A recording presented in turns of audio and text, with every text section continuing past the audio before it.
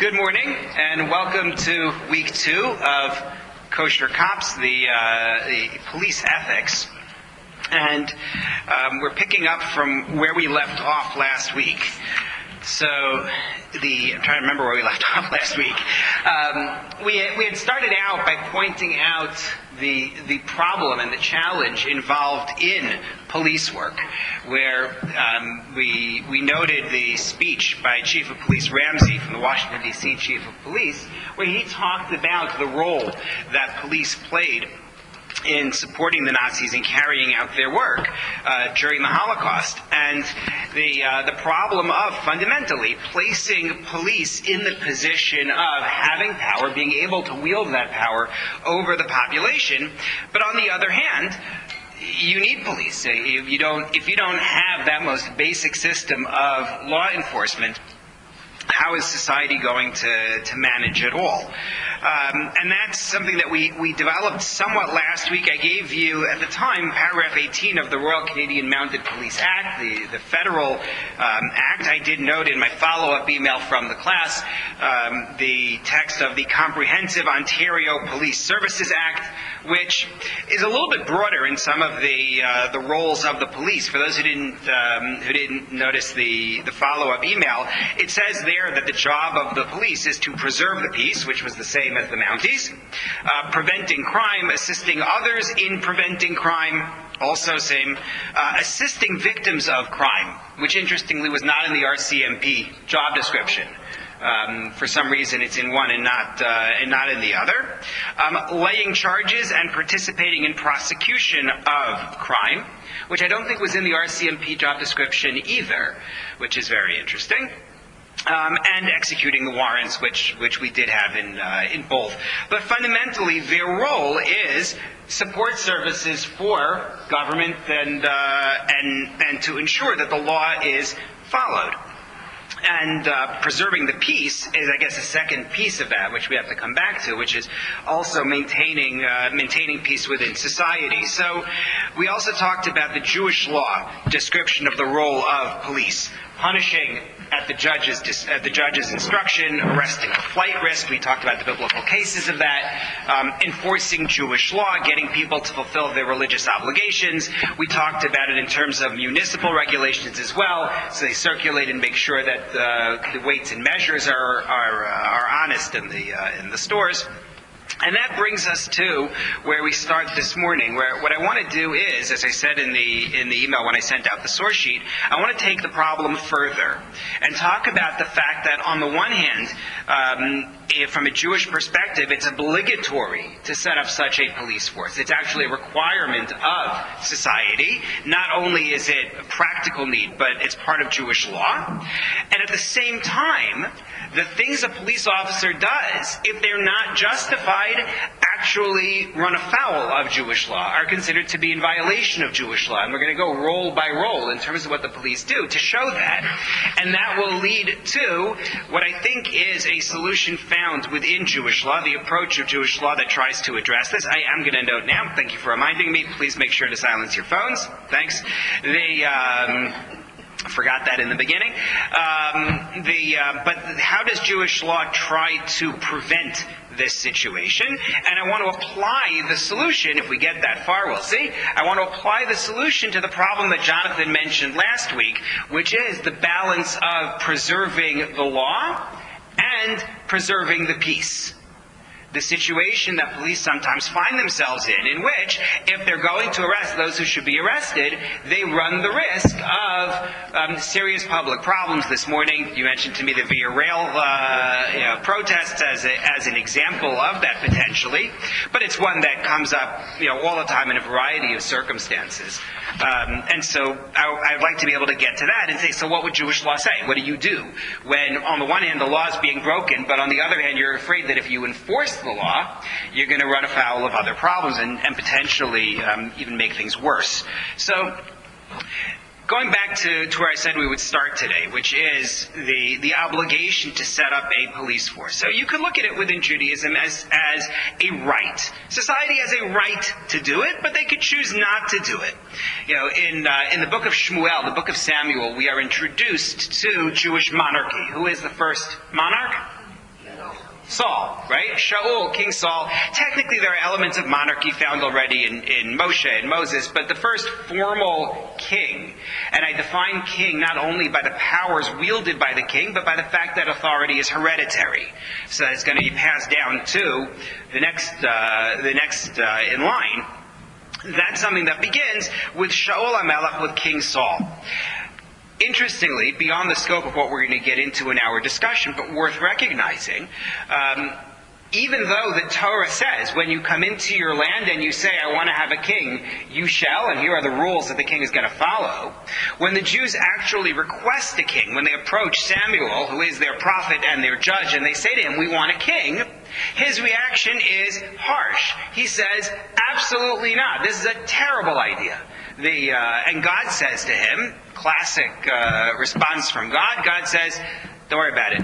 It's not you, it's me. That's what God says to him. They're not rebelling against you, they're not rejecting you, they're rejecting me. And it's going to be okay. And so he ends up appointing Shaul, appointing Saul as king. But before he does that, he gives a speech to the people about what's called in Hebrew, Mishpetei HaMelucha, the laws of the monarchy. Meaning, what the powers are that a king has. And he says, the king is able to take your property. The king is able to take your children and have them work in his service. The king is able to do basically anything and everything he wants. And there's a debate rabbinically about whether he was serious, like yes, that's actually what kings are allowed to do, or whether he was predicting the disaster that would unfold in the careers of various Jewish kings where they would do these things. Not because they're allowed to do it, but because they can get away with it. So that's its own discussion. However, this concept of the powers of the king is a really interesting concept because the truth is, when the biblical law first presents the laws of the king, it doesn't mention anything about powers of a king. When the Torah first speaks about it, I think it's Deuteronomy chapter 17, when it speaks about the laws of a king, anybody know any of those laws that are mentioned? Right? He's not allowed to have too many horses. He's not allowed to have too many wives. Those are two separate sentences. Just saying, you put these things together, you get in trouble. He has to write a Torah and keep it with him at all times. And actually he ends up with two Torahs because there's a general mitzvah for everyone to have a Torah, and then the king's got to have an extra one. And the other one is not too much gold. He's not supposed to have too much gold and silver. Those are the restrictions on a king, and those are the laws that are presented. I mean, the Torah never says, and kings can do this and kings can do that. It doesn't give you that. It only gives you the prohibitions. It gives you the restrictions. What a king is not supposed to do. So where did these powers come from that a king is able to wield? Where is the authority of taxation? Why are kings able to do that? So if you take a look at source number one, Rabbeinu Nissim, a rabbi in 14th century Spain, did a lot of work on the issue of political power and where it comes from and where it goes. And he says, I only brought you a piece of what is much longer.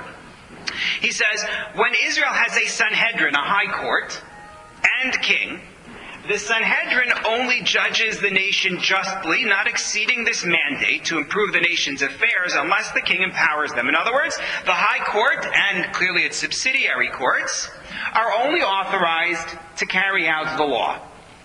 Case comes up, guilty, innocent, whatever it is, they judge the case. No extrajudicial authority is invested in them. The king is the one who has that power. But when there is no king in Israel, the judge, in quotes, incorporates two powers. The powers of the judge and the powers of the king. In other words, the authority vested in a king is not a function of being a king at all. Rather, as he goes on to explain, the nation as a whole has certain powers. We today, in Canada, in the year 2020, will recognize this as democracy, fundamentally. There are powers that are invested in the population as a whole. When a king is selected, those powers are handed over, essentially, to the king as the head of the government. However, much work has been done. There's a lot of literature, rabbinic literature, on this issue, demonstrating that if the society chooses instead to elect somebody, if it's a democratic system, then that power may well go to the elected representative of the population. The people have chosen to assign their authority to the leader they have selected. But going back to the point for us, the word judge is in quotation marks here because it isn't only about the judge. It will go into the hands of law enforcement, which will include the police. Rabbi Avram Yitzchak Kook wrote about this concept, the idea that the powers are really powers of the population, and he noted that this happened in Jewish history, that even after we stopped having kings who were appointed with prophets empowering them and so on, you had people who wielded these powers. You had the Hashmonaim, the Hasmoneans, who fought off the Greeks and indeed ran themselves like a monarchy until they ran themselves into the ground. And then you had in the post-biblical period, you had the Reish Galuta, the leader of the Jews who were in exile, the Nasi, leader of the Jews who were in Israel. Within this school of thought, there's a set of powers. The nation has it, and they can choose to assign it to leaders. However, the stronger view is that it's not just a right for society, but it's actually a religious responsibility for society. That they have to create law, and they have to carry out law. Can anyone suggest to me what this would mean? What does that mean when you say that there's a religious law? What law in the Torah might require society to create a police force, to have law enforcement? Where would this come from? Well, lo tirtzach means don't commit murder. So there are a couple of different ways I could take what Eti is saying. Eti points out that Torah has rules like do not commit murder. Inherent in that rule is, and if somebody does, you got to do something about it. Or you need the means of preventing it. So I'm going to take that in a couple of different ways, but I'm going to take that actually next. I'm going to first suggest something else. Take a look at source number 2. A passage from the Talmud speaks about the responsibilities of the courts. And when it says the responsibility of the court, I don't envision a rabbinical court walking around doing this as much as it's the agents whom they appoint who go around doing the following. The courts go to dethorn paths. In other words, they have to walk along the roads.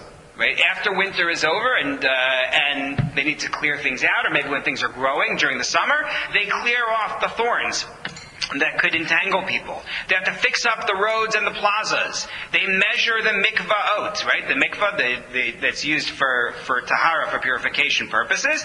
They measure them and make sure they have enough water. And how do we know that if they fail to do this, they are biblically liable for any blood which is spilled? As though they had done it, as though they had spilled the blood themselves. Because a verse in Deuteronomy says, innocent blood shall not be shed in your land, ... and the blood will be on your head. The blood is on the head of the authorities. The biblical Hebrew is v'haya alecha damim. It is on their head. In other words, there is a basic responsibility for public safety. That's number one. And therefore you need laws, and therefore you need law enforcement. It's about protecting people from harm. That's number one. Number two, going more towards where Eti was going with this, it's inherent in justice that there will be law enforcement. Because if you don't have teeth, it ain't going to happen. Right? Take a look, please, at source number 3, where the Midrash actually says that explicitly. This source goes back to, Rabbi Elazar would have been, I believe, somewhere 1,500 years ago. Rabbi Elazar said, if there is no shoter, there is no judge. Right? Remember we defined shoter last week. Shoter in modern Hebrew is a term we use for the police officer, mishtara, but it comes from a term meaning authority. If there is no shoter, there is no judge. How so? A person is found in court to owe someone else. If there is no shoter to produce payment from him, then once he leaves the court, the judge will have no means to affect him. Unless he turns the person over to a shoter, and the shoter will produce it from him. Right? Realistically, the judge can say, you owe, but lots of luck carrying it out. You need to to have teeth. Someone's going to have to enforce it, and based on that, take a look at number 4. Right, Moses Maimonides, in the very beginning of his laws of courts, says, there is a biblical command to appoint judges and officers in every land and area. As it is written, ... Shoftim are the judges who are fixed in court with litigants coming before them. Shotrim, the shoter, which is plural, are the wielders of the staff and lash. They stand before the judges, they circulate in the markets and streets and stores to fix the prices and measures, we talked about that last week, to strike all who are corrupt. All of their deeds are at the word of the judges, and when they see impropriety in a person, they bring him to court and judge him according to his wickedness. In other words, they arrest people and bring them before the court. Okay, Betty. so what if the police are the one they injure? So that's where we're going. Yeah, that's where we're going, because we have we have the problem of abuse of power. But first we have to talk about the obligation to wield it at all.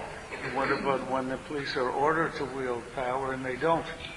Also an issue which we're going to get to. Linda. What kind of laws are we talking about? Good. So inherent in a command that says that we're responsible for public safety is the idea that it's not sufficient to have the laws that are presented in the Torah. Meaning, Rabbi Shlomo Ibn Aderet talked about this back in the 13th, 14th century in Spain.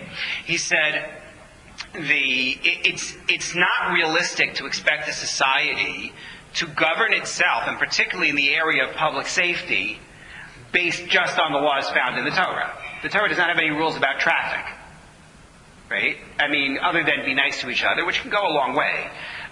But you don't have stop signs, you don't have traffic lights, you don't have bike lanes, none of that's there. What is expected is that a command like this that says, ensure that people are safe, will be taken as a basis for creating laws so that people will be safe, and then the courts are responsible not only for taking care of the laws that are the basic ones written into the Torah, but also their applications, like the traffic laws. So the courts are going to be responsible for not only the straight laws of the Torah, but also for all of these different supportive systems that have to be created in order to manage society. It actually... Laws that would be considered like ritual laws as opposed to... So the courts are going to be responsible for that as well. That's correct. For what? Ritual law. Like we talked about last week when we said that one of the roles of the court is to enforce religious law. Right? The person says, I don't want to get a lulav, right, for Sukkot. The court may well step in. This is classic courts. We talked about the fact that you don't have ordination and you don't have true authority like that post 5th century. But that's the idea. So that, yes, the courts are going to be responsible for all of the above. Jonathan.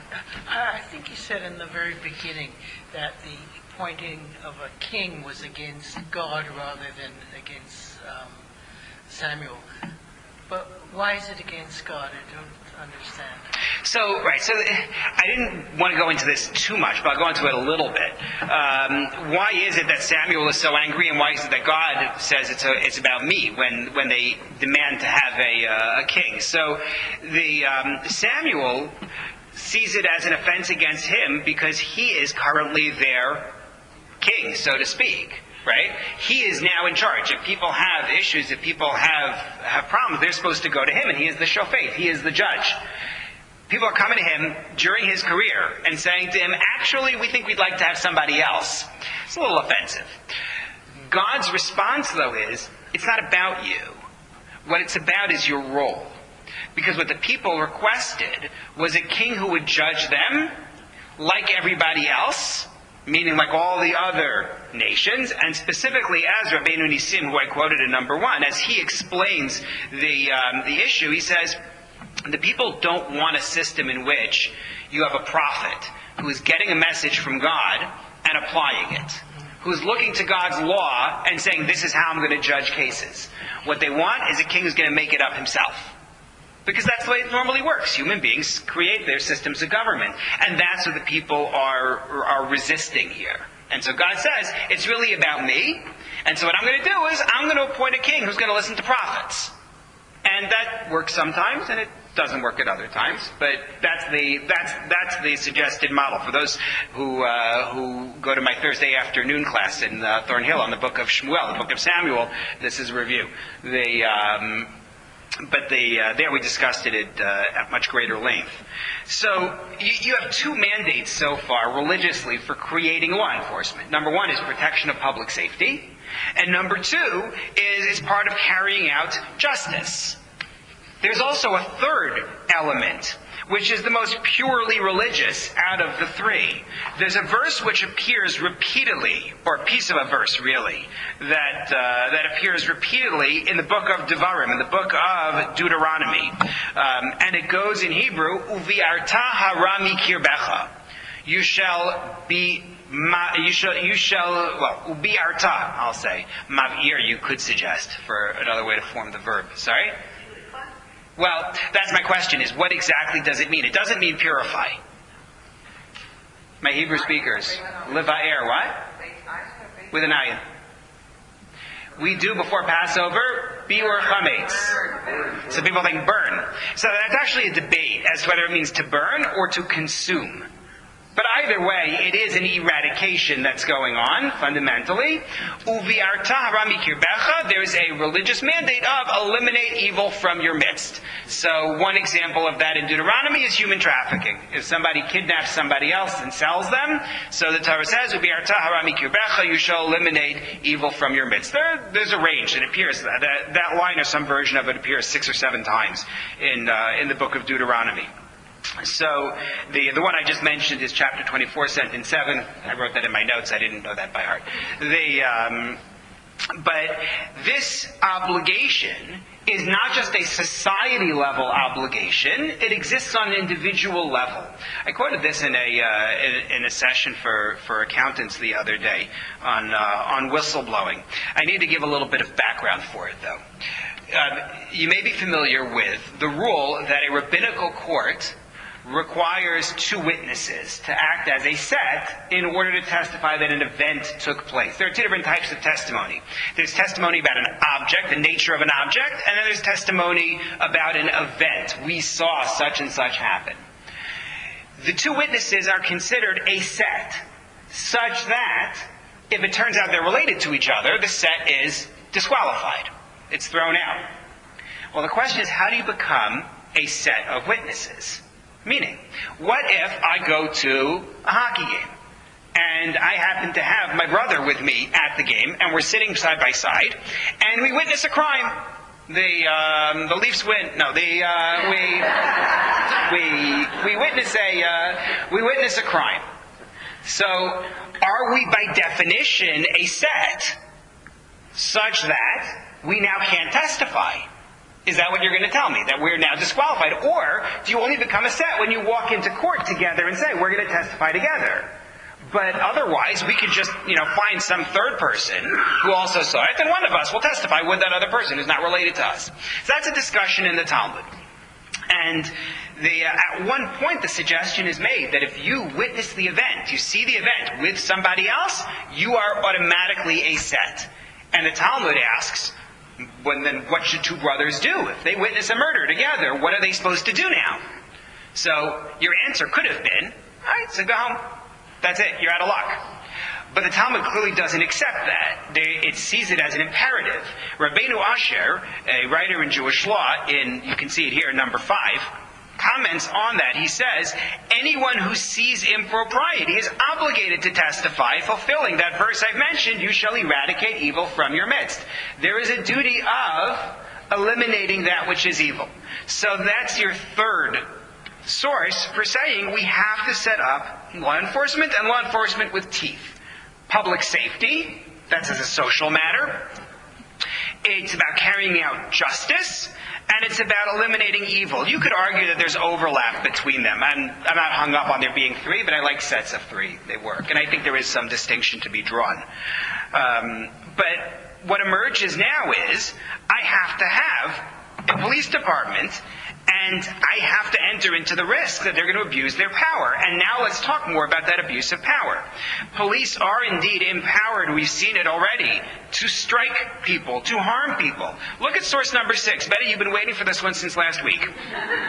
The Tosefta in Baba Kama. The Tosefta, just for those who may be familiar with the term Tosefta, we've talked about in years past. The Talmud is a record of verbal discussions of Jewish law, Jewish ethics, Jewish thought, that took place over the span of centuries and centuries.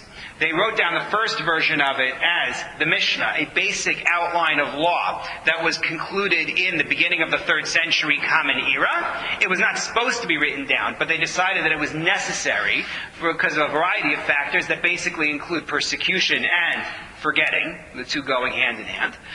And then they realized that wasn't sufficient, and they wrote down more of the discussions in what was known as the Gemara. Together they formed the Talmud. The Gemara, the Babylonian one, is concluded in the middle of the 6th century Common Era. However, when the decision is made of what to canonize in the Mishnah, there's stuff that's in, and then there's stuff that is out. So some sages went at the same time that all of this was going on and collected some of the texts that had been omitted from the Mishnah. Some of which was omitted because it was considered to be redundant. Yeah, we already got it in the Mishnah. Some of it because its authorship was suspect.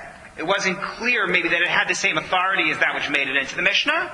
And some of it was left out because those who were canonizing the Mishnah didn't have access to it.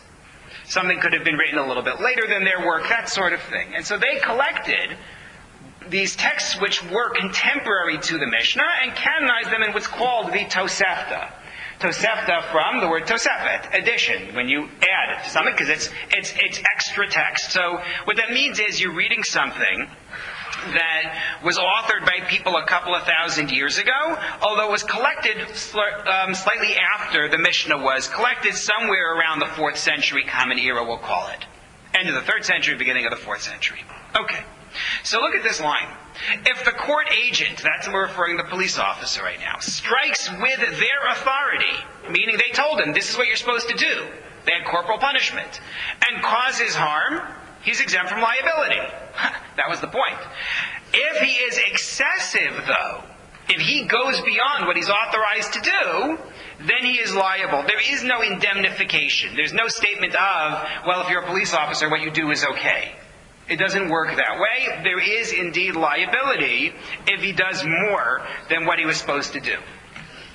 Not only that, the court itself. The court itself. Meaning the instructions of the court have to be given in a very clear way. It's not as though they can be vague about what's supposed to be done. And classically they were done in a very clear way. Meaning, the basic example would be lashes. So you may be familiar with the fact that biblically, if a person violates certain crimes, they may be subject to lashes in court. Now, it's hard in general to carry out corporal punishment in Jewish law. It requires testimony, cross-examination. It's really hard to end up carrying out these punishments. Nonetheless, let's say that happened.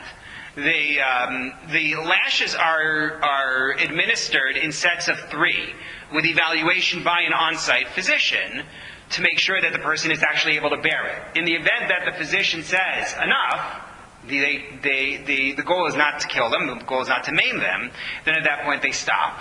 There's more to be said about this, but not right now. But yes, they have to be very clear about the instruction that they're giving.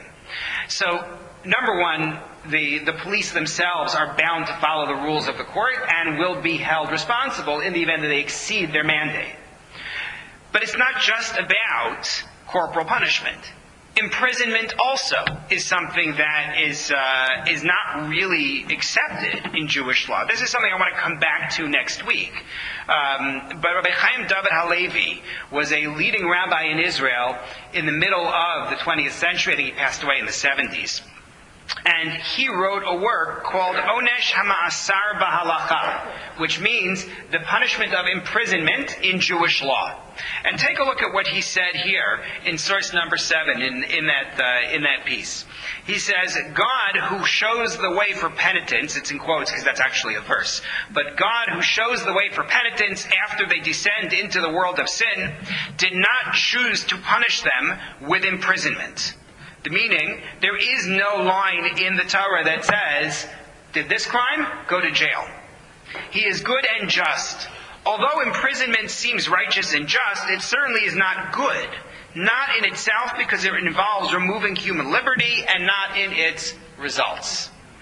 He says imprisonment by definition is not going to be something that is going to be beneficial. And of course there's a lot of discussion about this nowadays in terms of imprisonment and whether it has any rehabilitative possibility or whether it's just punitive. But he was very against the concept of imprisonment. Now the truth is you could argue against him. Where is there a biblical example of imprisonment? Sorry? Well, Joseph wasn't a good one. That's the Egyptian model. We're not endorsing that. The cities of refuge would be the question. If somebody commits murder accidentally, so the rule is they go to the city of refuge, and they stay there until the high priest dies, and at that point they are freed from it. So is that, in fact, a case of imprisonment? Mind you, it was a city. There were no walls around it keeping them in. They chose to stay there, and I'm going to come back to that in a moment. But it was a city. You had businesses, you had schools, you had everything there. And that's where I was going with the fact that there are no walls. As Linda notes, the other way to look at it is, or a second way to look at it is, that it's actually intended to protect the person from the relatives of the victim. And there's even a third perspective, which is that it's actually a rehabilitative experience, in the sense that these cities of refuge were the cities of the Levites. They were taken from the cities of the Leviim. And the Levites, when they're not working in the temple, have the job of educating people. And so, while we don't have any real description of how these cities ran, the Talmud does not take time to describe what actually life looked like.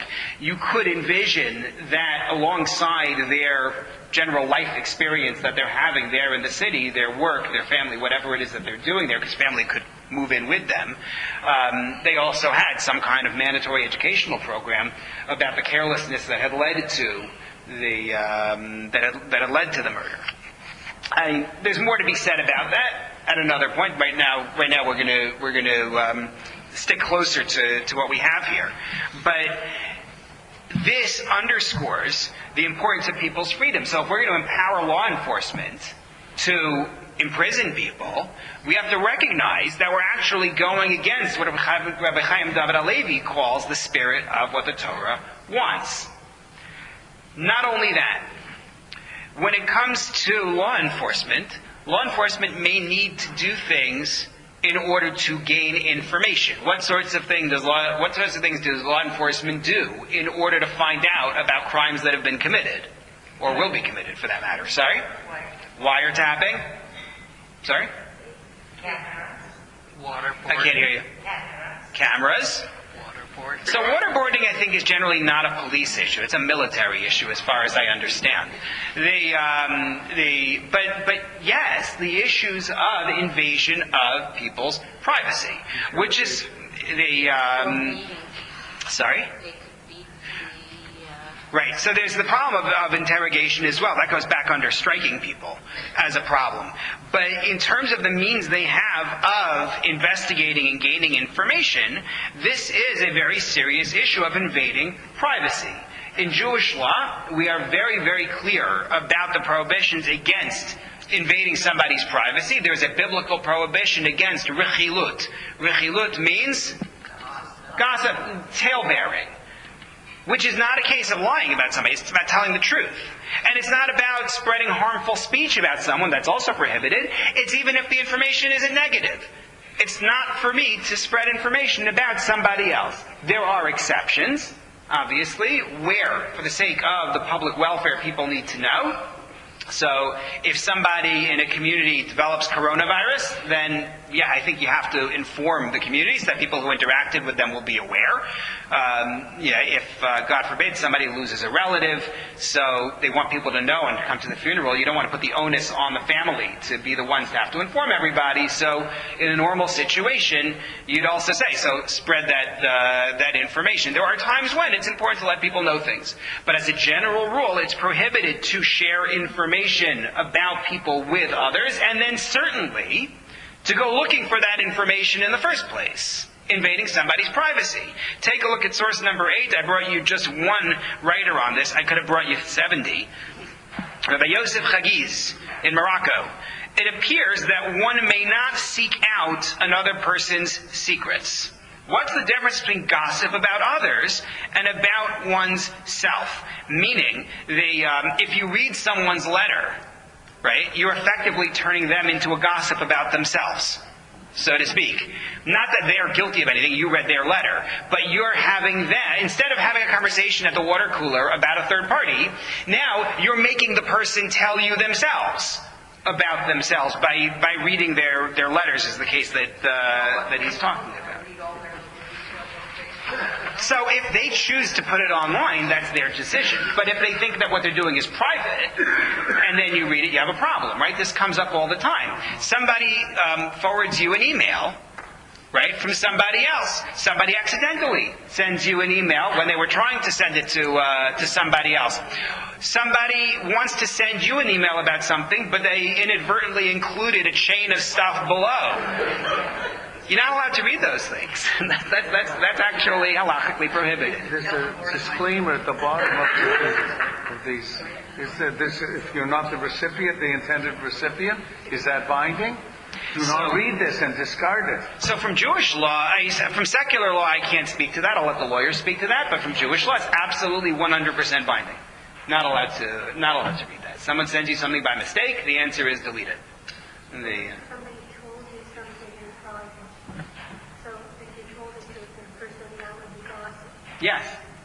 Yeah, absolutely. There was a case of, there was a basketball owner, I think, who said something racist, but in private. Mm-hmm. And I don't know, all kinds of things happened. And he Yeah. had to sell his team or whatever. Yeah, and I remember the story. So yes, the answer is that you're not allowed to disclose someone else's information.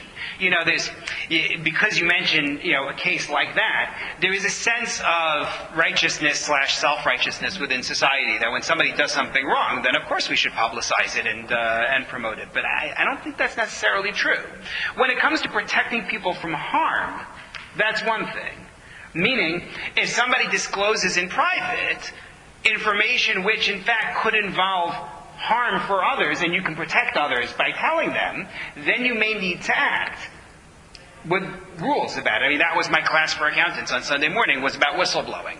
And when it's appropriate to do so from a CPA Ontario perspective and from a Jewish law perspective. Wait, so just to be clear, so if somebody makes, in a position of power-ish, makes some racist comments and you overhear it, you're not supposed to be the whistleblower on this person?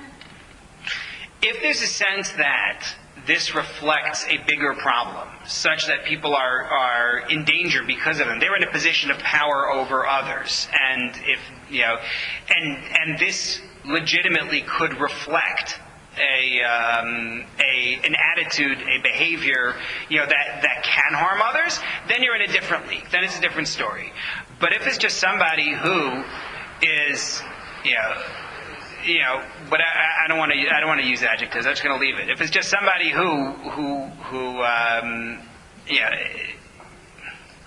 if it's just somebody who is morally questionable, then I'm not going to, I don't think it's justified. I think you have to always know where, how things move from being morally questionable to being dangerous to other people. And I think that's where we draw the line. Yeah. Eddie. How do you send me an email, okay? Yes. And you meant it for her. Yes. How do I know it's meant for her unless I read? Right. So yes, and the answer is that that's true. Obviously, you can't be guilty of reading someone else's email unless you know it's someone else's email. That is true. I had it happen the other day. I mean, it was a fairly innocent thing. I had somebody who wanted to send an email to somebody named Mordechai, and the email began, "Hi, Mordechai," and so on. And then I realized as they're reading it that it clearly was a different Mordechai, but they must have had, autocomplete or whatever it was. And so it sent it to me instead of them. So you just respond to the person and say, "I don't think this is for me."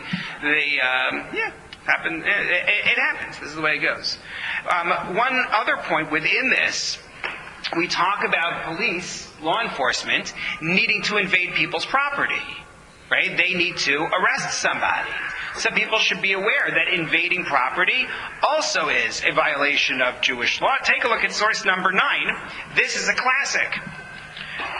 One may not stand at a window and look into another person's yard, lest he cause harm with his sight. It's called in the terms of the Talmud, hezek re'iyah. This is prohibited. How do you cause harm?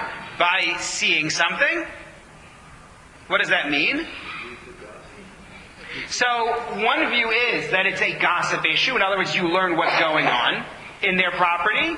Another view is that this could be related to ayin hara. You're jealous of what you see. That sparks something.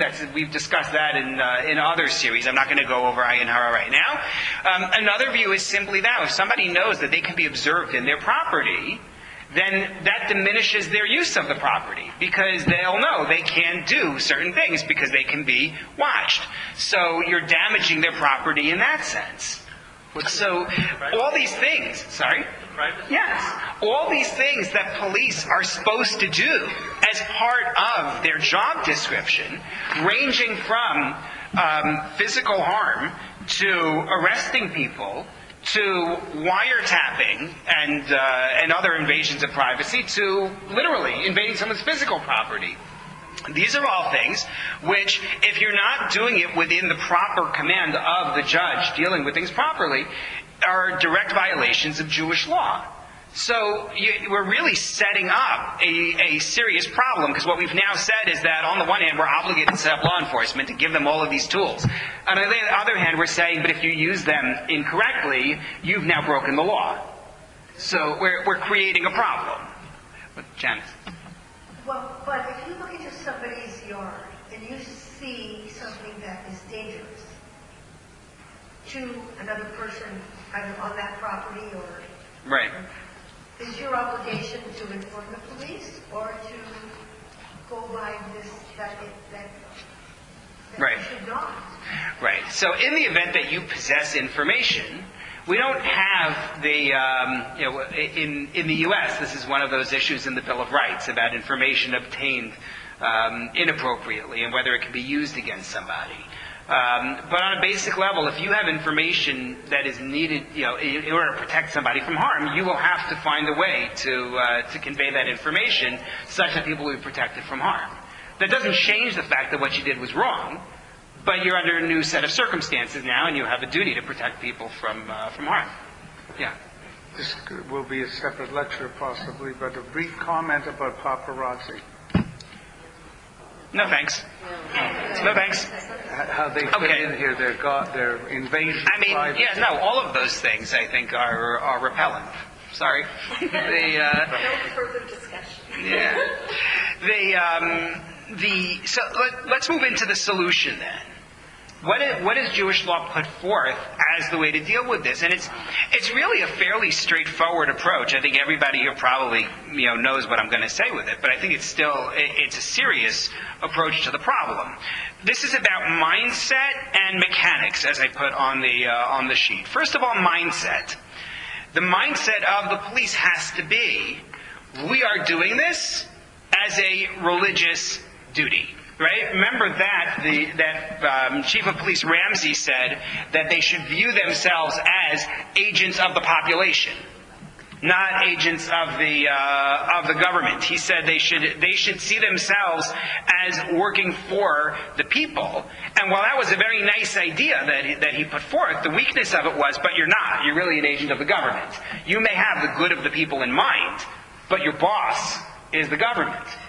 So what Judaism is proposing is that you are actually an agent not of the people, not of the government to whom you report. You're an agent of God. It's a religious obligation. That's the way the police have to look at it.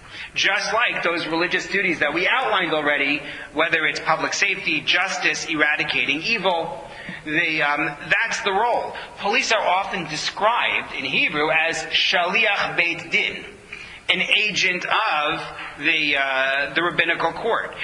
This was clear in Maimonides in source number 4, when he talked about how the shoter has to rely on judicial approval for whatever it is that this shoter is going to do. That's the mindset. The mentality is, this is a religious duty that we're carrying out, and then the mechanics of it are that you have to impose oversight and you have to impose training in order to prevent error beforehand or to punish it when it happens. So that the judges are overseeing them, but as Rabbi Chaim David Halevi writes, the police actually had a training program. There was a certification process in order to avoid harming an innocent person accidentally. Rabbi Eliyahu Kramer, in 18th century Lithuania, better known as, anybody know who Rabbi Eliyahu Kramer was? He has another name, but more people know him by the other name. The Vilna Gaon. The Vilna Gaon, or the Gaon of Vilna, if you will. He was considered to be one of the greatest Jewish minds of that period, and frankly, periods thereafter. So he has a biblical comment when the Jews establish their hierarchy of courts. Right? Remember, it's actually this week's Torah portion, the portion of Yitro. Right? Moshe's father-in-law visits him, sees him managing the nation's affairs all day long, and says to him, "You need to delegate. You got to delegate." And so they end up with this system of Sarei Alafim, Sarei Me'ot, Sarei Chamishim, Sarei Asarot. Literally, officers of thousands, officers of hundreds, officers of 50s, officers of 10s. And what that means is that you have a high-level court that's responsible for a jurisdiction that encompasses 1,000 people, or 1,000 families, unclear. Then you have the next layer down 100, next layer down 50, next layer down you have people who are in charge of just 10. So Rabbi Eliyahu of Vilna comments when this actually appears twice in the Torah, once in this week's Torah portion and again in the book of Deuteronomy, the beginning of the book. He comments in the Deuteronomy passage, I didn't bring it on the sheet, that the officers of tens actually includes the Shodrim. That includes these enforcers of the law. Well, when you look at what was required when they hired these people for the job, when you look at the biblical description, they have to be people who are known as being of high character, and there's a training element that also goes into it. These had to be people of unique standing. So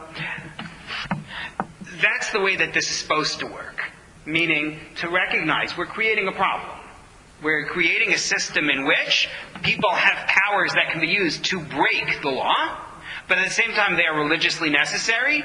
But what we're going to do is put them not under a general office of the police, but rather view them as part of a religious structure and responsible to it. And the hope is that that's going to help to keep them in line. Obviously, it doesn't always work. If it did, you wouldn't need lines like that Tosefta that we talked about. What if they didn't do what they were supposed to do?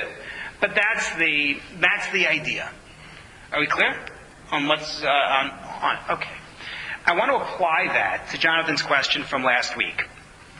He pointed out again the challenge of police who choose to preserve the peace over preserving the law. So they want to avoid a riot at the expense of victims of crime. We're not going to prosecute because if we did, then that would cause greater disturbances. It would cause greater resistance. It's a real challenge because it's true. Sometimes enforcing the law leads to a loss of community support for law enforcement. All right, I brought you a paper. You look at number 11. I'm skipping number 10. Take a look at number 11, please. From the Rutgers Law Review in 1968, arrests and civil disturbances. Right? That was a good time to write articles about this.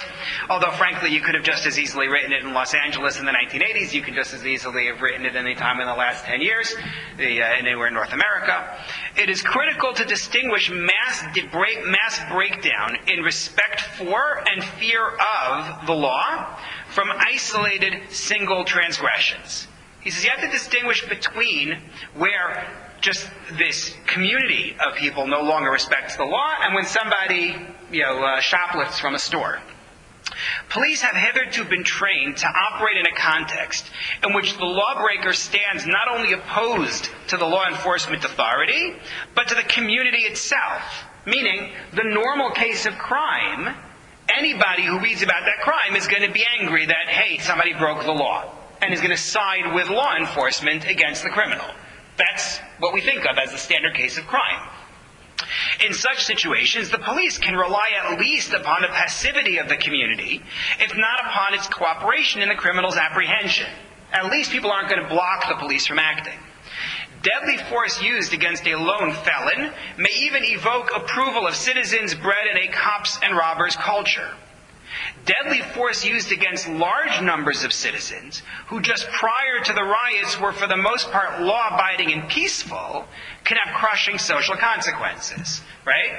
On the other hand, if what you're talking about are people who generally are law-abiding, but they get caught up in a particular event, if you try to enforce the law the same way, you may indeed have what he calls crushing social consequences, loss of faith from the community. And when you think about the Rodney King case as an example, or some of the stuff over the last several years, in which there were predictions of if they convict or if the police act, then there are going to be riots, you find exactly this problem, and it becomes easier to overlook things. Is everyone clear on what I'm putting forward? Yeah. I'm just thinking back a few years in Toronto. I think it was the G20 they were meeting. Mm-hmm. They're arresting everyone. Right. Right. And the reports afterwards and the investigation afterwards was there's an awful lot of impropriety that went into that. Yeah. So yes, a good example of it. I know now I've been in Toronto for a while because people are referring to things from a few years ago and I remember them. But where is Judaism going to fall out on this? So I'm not sure this will be a popular position, but I think it's the realistic position within what Judaism says, is that the Torah and the Talmud argue on behalf of law enforcement, including in cases where there could be pushback. Because of the idea that justice is fundamentally a religious obligation, it's something that's coming from God. Take a look at source number 12. Instructions that are given to judges and therefore to their police enforcement as well.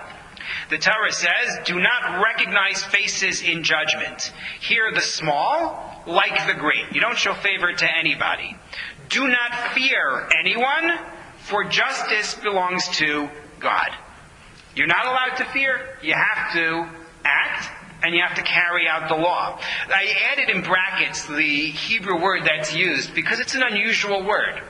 What's the usual word, Hebrew speakers? What's the usual word for fear in Hebrew? Pachad is one, right? Yir'ah may be another one. This is an odd word. It is a word that appears in Tanakh, but it's unusual. And the sages looked at it and said, maybe this word is used because it actually has a dual meaning.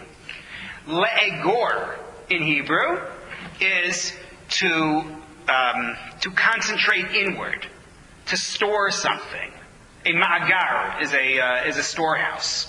So, lo taguru means do not fear anyone, but it's also lo te'egoru, do not withhold your words. Do not refuse to act because you are afraid of somebody. The obligation is indeed that you're supposed to carry out your role as judges, as law enforcement. Take a look at source number 13 now, because this is going to lead us in interesting directions. Talmud commenting on a judge who's afraid of one of the litigants. When two litigants come for judgment, one is gentle, that's a nice guy, and the other one is harsh. Until you hear their words, or having heard their words, but not yet knowing which way the verdict is inclined, you may tell them, I'm not going to address your case. You're allowed to recuse yourself. Lest the strong one be found liable, the strong one might then pursue the judge. Once you hear their words and you know which way the verdict is inclined, you may not tell them, I will not address your case. And they quote our verse from number 12. You're not allowed to back out. Once you know where things go, you have to pursue justice. Now, here we're kind of hedging, because you are allowed to step away before you heard them. This speaks to the fact that judges in the Jewish legal system are sort of a hybrid. They are public/private. So to the extent that they are private, they're able to say, well, I'm not interested in doing this. It's a bigger discussion.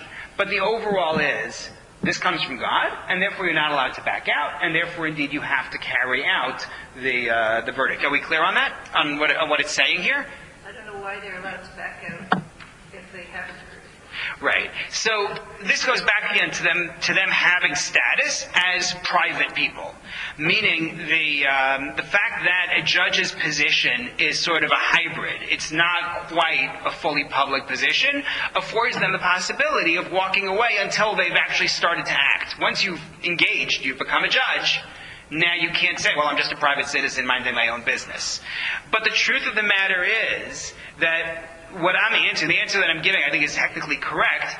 There is a level of discomfort in Judaism with the idea that's called in Hebrew Yikov Hadin et Hahar, that the law has to pierce the mountain, follow the law, implement the law no matter what. There is discomfort with that. And that's where we go next. I'm just looking at the time and realizing we're not going to be able to go through it in entirety. But your point is well taken, meaning there is a sense here of hesitation, of acknowledging that the fear of things getting worse by you trying to enforce the law may actually warrant a change of tack, that you do things a little bit differently. I'm just trying to figure out if we can start the story here. We've got 3.5 minutes. I'm going to start the story. And again, this is a little familiar to people who are at my Samuel class where we discuss this. It's source number 14 from the book of Samuel, and then we'll come back to it next time. The story is this. The Jews in this period, this is the time when King Saul has just been appointed as king. So it's before the first temple. It's basically call it about 40 to 50 years before the first temple, according to most ways of calculating the chronology. The Jews are living under the control of the Philistines. The Philistines are very harsh and controlling rulers. The Jews at this point are not able to have blades, metal blades.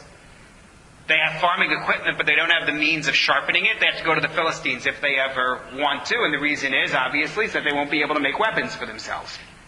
Well, King Saul has just been named king. His son, Jonathan, attacks the Philistines, kills a Philistine officer. The Jews rally, say, we're ready to fight the Philistines. Then they see the size of the Philistine army, and they run. They flee in every direction. Jonathan then, aided by God, conducts a sneak attack on the Philistines, routing them. They're very frightened and they start to run away. Saul pursues the Philistines. He declares an oath. The oath is that nobody in his army shall eat today as we pursue this battle against the Philistines, either because he wants that to be like an appeal to God, like you're fasting for God, or because he doesn't want them distracted by trying to take from the spoils. He wants everybody to go after the Philistines.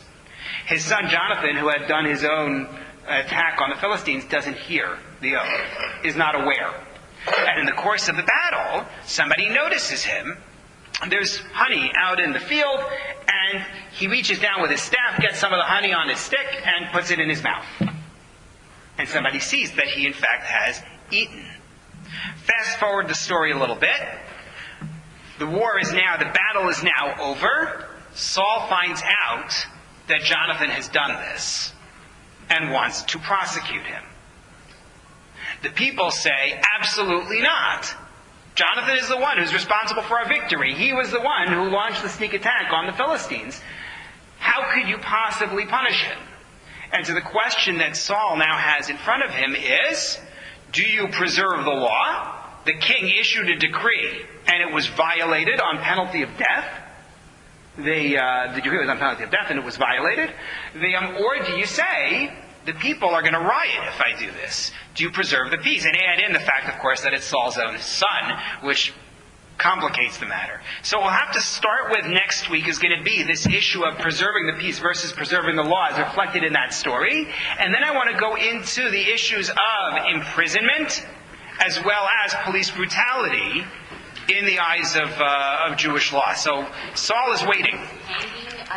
The story after Well, you could read stories 14, and then you'll see the ending. But we'll have to still discuss it. But yeah, cliffhanger. That's right. Thank you very much. Yes. Shh. Sorry. We know what the punishment would have been. It would have been death. Yeah. You read number 14. You'll see it there.